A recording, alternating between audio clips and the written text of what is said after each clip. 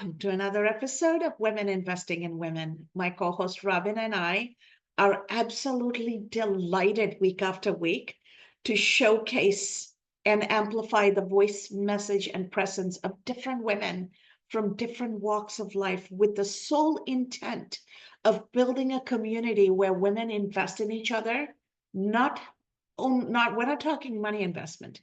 We're talking about women investing in lifting each other up, helping each other shine and show up in their power, celebrate them and enable them so that together we build a community that is uplifting and everybody wins. And as women build a thriving community, as builders of the nuclear unit of society, family, and then the local community, and then the workplace, and the country, and the global society, women are driving this pivotal role of bringing everybody together.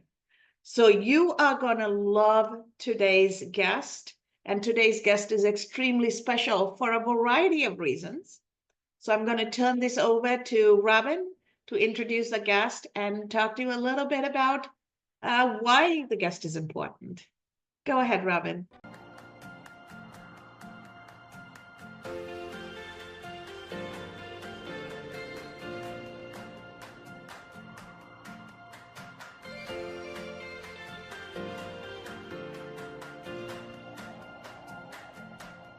Awesome. Thank you so much. And our guest today is Rachel Husberg. And to put it right out there up front, she is my daughter, my oldest daughter. I am so proud of her. And she has created a company that helps couples decide and figure out and plan how to help the running of a household, the raising of children, etc., to be more equitable, to be more equal. And the reason why, even though she works obviously with both parts of the couple, the reason why I wanted to have her on is that it's well known that the second shift almost always lands on the woman. And whether the woman is a stay-at-home mom for many years, like I was for many years, or she works outside the home full time, then comes home and then has to do everything else for the kids in the home. That is very typical. Although it's a generational thing as well. So I know that the younger generations are doing better at that. But she has created this company to help couples do that and absolutely sets the example in her own partnership and marriage. So Rachel, my first opening question is, what led you to want to go from simply creating this within your relationship to bringing it to a broader audience and helping other women and men or partners to be able to have greater equity, greater equality in sharing the load of running a household and raising children? Yeah. First of all, thanks for having me. I'm really excited to be here. I love the theme and impact of your podcast. So, and I agree with what you said, Mom, Robin, that it is investing in women because it does frequently land on women, like you were describing.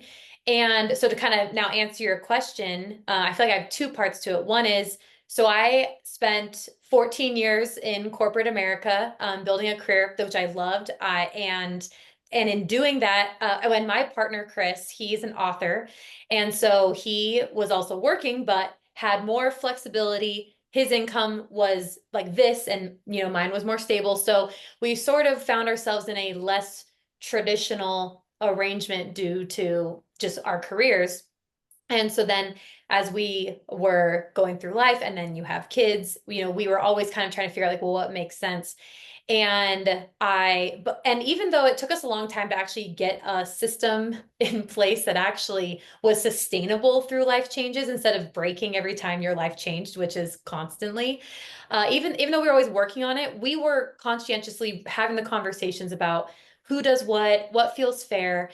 And I had so many friends at work who were, to your point, if you look at aggregate data, this is mostly to women, but I would just want to say that in any sort of partnerships, like there can be this kind of misdynamic between both of them. But what I was seeing with lots of my women friends where they were also working full time like their partners. Many of them were even making more money than their partners. So sometimes we have the excuse of like, well, they make more money, so therefore I should do more at home. But they were even making more money than their partners, but they were still going home and doing a lot more for their kids, a lot more for their homes. And so and it was frustrating to me because I was like, well, I don't have this problem. So I know it's possible to not have to live that way. And what is it that we're doing that is making this better? So kind of got me thinking about that. And then the other thing too is I had lots of friends who, and well, and still do, who are men, and they two things. One, they want to be equal partners. They don't really enter into this kind of relationship and then have a family where they think, and I want my partner to have to do everything. They want to be fully engaged, but unfortunately, that has not really been modeled for them. And so through lots of social conditioning and what you see, inadvertently, you don't realize that what you're doing is not equal partnership, and we have this word helping. Well, they're really good at helping. And it's like, well, I don't want to help her. I want to be able to know that someone has full ownership of a part of our life that I am not keeping track of in my own brain, right? We hear the term mental load a lot. So as I met people in both of these groups who like, I want that, and realized they didn't know how to do it. There are also people who don't want to change. They don't want equal partnership. That's totally fine. That's not who I'm really working with, but they want it, but they just didn't know how. And so as Chris and I were kind of refining what we were doing, we finally did like a big overhaul a few years ago. And the way we approached it was different in a way that through then job loss, new job, child going from full day daycare to half day kindergarten. So now you have a caregiving during the day situation changing, through summer with school off, right? Through all of these really big life changes, our system of how to divide and share and partner in everything never broke. And I was like, okay, well, maybe we're onto something then, because if it could survive all these things and not fall apart, and then inadvertently all falls back to, me or one of us, then this is now something that I want to help other people also implement in a way that fits and works for their life and their routines and things like that. But seeing the problem with my friends at work was frustrating. Realizing we had finally landed on something that seemed to work then made me motivated enough to want to do something more with it. I am absolutely loving this conversation, and I hear the generational difference, and it's also cultural difference, right? Yeah. So as I'm listening to you, I'm looking at my own life and my own reflection. I grew up in a society where men and women share the load because woman is the head of the household, and the man moves into a woman's home when we get married. I'm Sri Lankan, Hindu. So coming from that culture, for me, partnership was very normal. And then I married a Pennsylvania Dutch gentleman who loved to cook, who loved being an equal partner. And he was 20 years older than me. So one of the things we decided is he took an early retirement and he ran the home and he took care of my parents who lived with us. And I went to work. And it truly gave us the opportunity to divide and conquer and support the family the way we needed to. And everybody won, and we both did what we enjoyed doing, and the family thrived. So I'm hearing what you're saying. And even older generations, there are people who are willing to share it that way. What are some of the challenges you face when you start creating that equal partnership? Because sometimes I tease my guy friends at work who say, I have to go home early, I have babysitting. And I'm like, are you taking care of your neighbor's kids? They're like, no, mine. I'm like, okay, if you're taking care of your kids, that means it's raising your children, not babysitting. And so it's even the language. Language is culture. How are you helping them shape the language, the mindset, the thinking, so that partnership in the true sense helps the family unit thrive? Yeah, absolutely. And that's something that I am incorporating what I'm doing, because there actually are there are other people doing this kind of work, and they've created systems that you can read the book, do the program, implement in your life on your own. But what I found that sometimes they lack is the root, that's not really solving the root cause problem, which is, what is it that you believe about gender norms? What is it? And this is at least in, I'll say, the United States. What is it you believe about gender norms? And when we say believe, sometimes they're subconscious, right? Again, if you were to ask them, well, what do you think about this? Probably many of them, the answer would not be, I believe women should do more at home. I believe men should only have to provide an income. Like, they would not actually say those words. They don't believe that. But what they haven't realized is the disconnect between, somewhere inside, apparently I do think that, or that's what was modeled for me, so I think that that's normal or typical. Because then in my actions, it's proving that I'm not there. So, or all the way. So that is one thing I do, is it's not just the systems, is I first kind of start with talking to them about those kinds of core beliefs, and asking them, like, well, what is it that, if you were to write it down on paper, that you do want to believe? And then what actions and behaviors match that? And then how does that, based on what are those actions and behaviors that now align with what you really want to think and believe and come to life about partnership, how does that line up with the systems and processes that we then create for each of you? So if you and this is, and to totally own this, in where, like, I am the woman, but where I was contributing to the problem was, well, I make more money, therefore my time is more valuable than yours, was like a belief that I had to dismantle. That was just not true. But I share that one because frequently that is a common belief that a man, if they are making more money than their female partner, might have, right? And I had to break that down and say, we both only have 24 hours in a day. We've both said that these things are important in our life. And so how do we get them done? And approach it from that perspective of, this is what we've decided is important to both of us. And some things are, if you are out of the home working and one of you is available to feed a child lunch during the day, that's going to make more sense, right? Because I'm not even at the house. But there's other things where it's like, no, just because my time is more valuable per my paycheck doesn't mean that I am above or too good for or too busy to do this other thing. So I had to really take that belief out. So it was one where, when I really tried to do this discovery work, I realized I had that belief, and I had to say, well, I don't actually want that. What do I want instead? And then the way we created our processes to share all of the work, and not just the physical work, but the thinking, the planning. How do you, the foresight of what you're going to need for all these different tasks you execute. And I've had to think about it in terms of, we both have the same amount of time in a day, and we both also have other goals in our life, and we both have careers. And so approaching it in a more equal way like that. So to kind of go back to your question, right? It is starting with those core beliefs of what you both think about partnership, what you both think about gender norms, and not just on the surface, but that you may have accidentally picked up on in being raised in your family of origin, in your community, in your society of, and like I said, especially in the United States, that's where I'm seeing a lot of those kinds of impacts. I'm loving what you're saying. It really makes a lot of sense. And my question is, I would imagine that you would run into perhaps a lot of resistance for people to change their ideas, or some resistance for people to change their ideas. And the notion of, okay, dad, get off your desk and start helping. And also, mom, you need to let go of control, because I think if it's a woman primarily doing things, there's a control issue. I want it done a certain way. And so if you're going to get the child ready for school, I want the hairbrush, I want a bow in her hair. And so if someone else is doing it, they need the freedom to do it the way they're going to do it.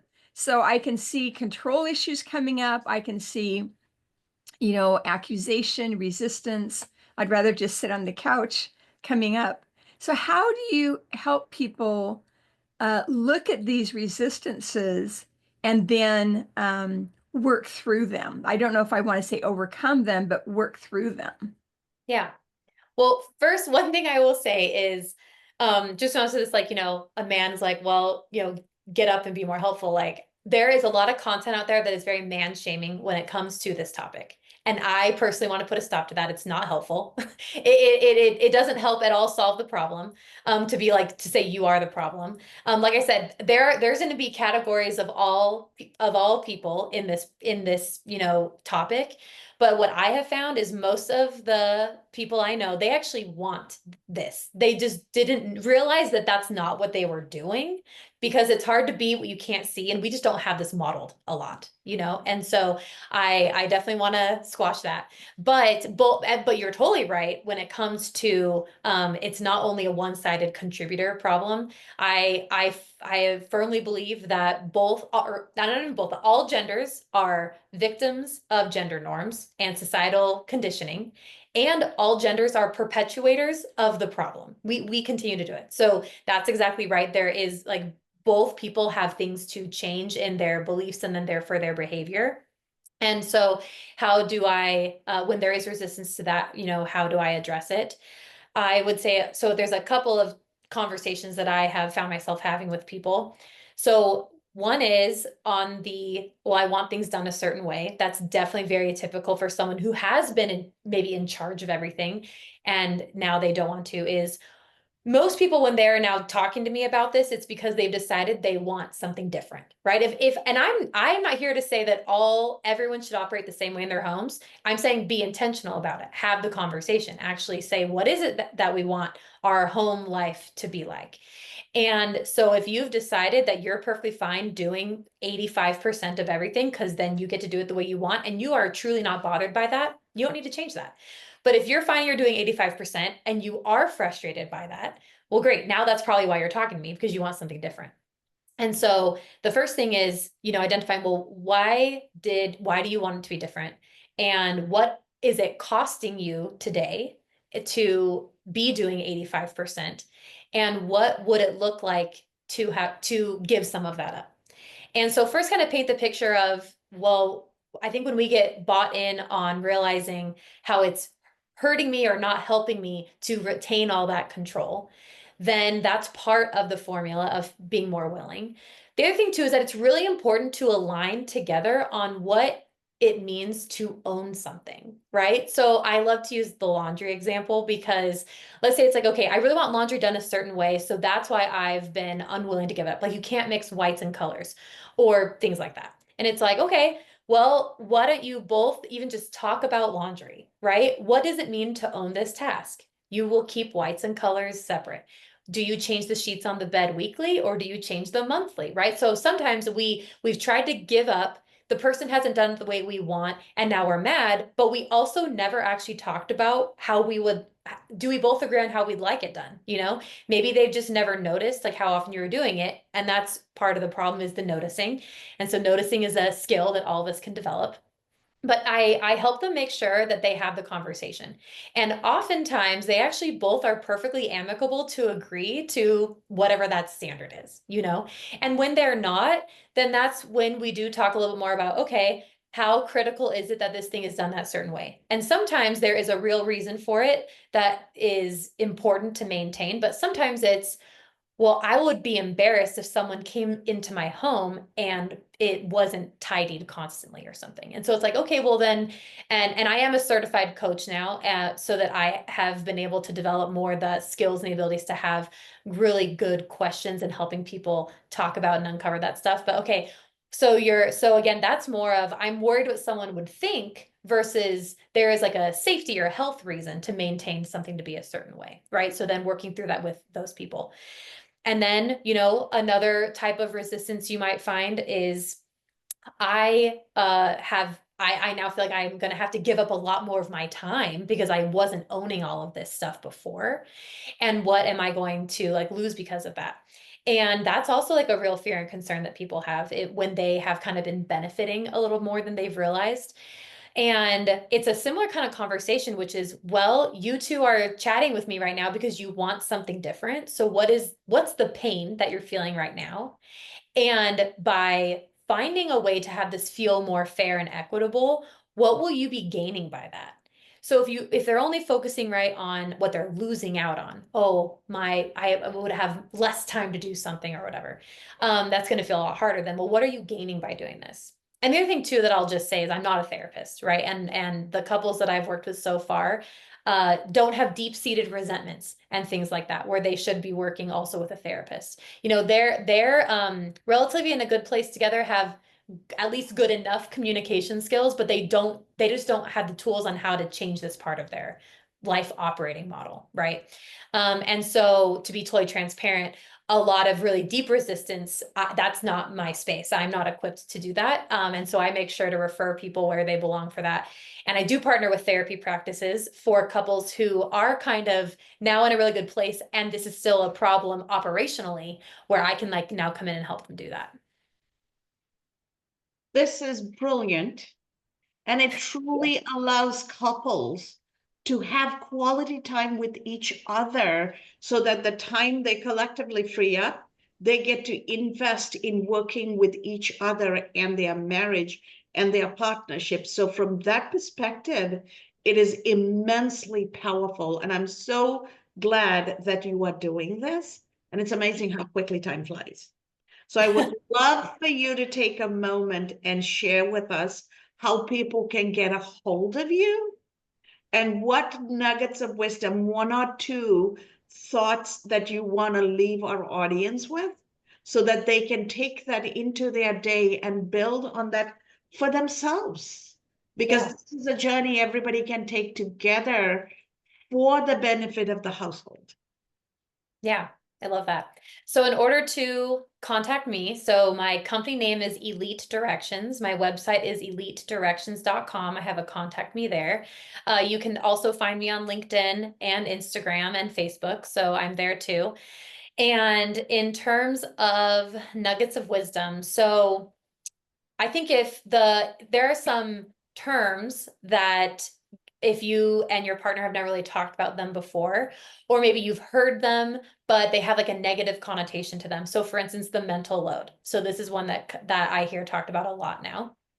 And trying to quantify the mental load in a productive, helpful way for a conversation is like definitely a place that I would start. And again, I'll finish this. So with that, what I would encourage people to do is each of you think of something that you feel like you have real ownership when it comes to your home and family, and actually write out what is everything that you think about with that thing, item, task, scenario, whatever it is.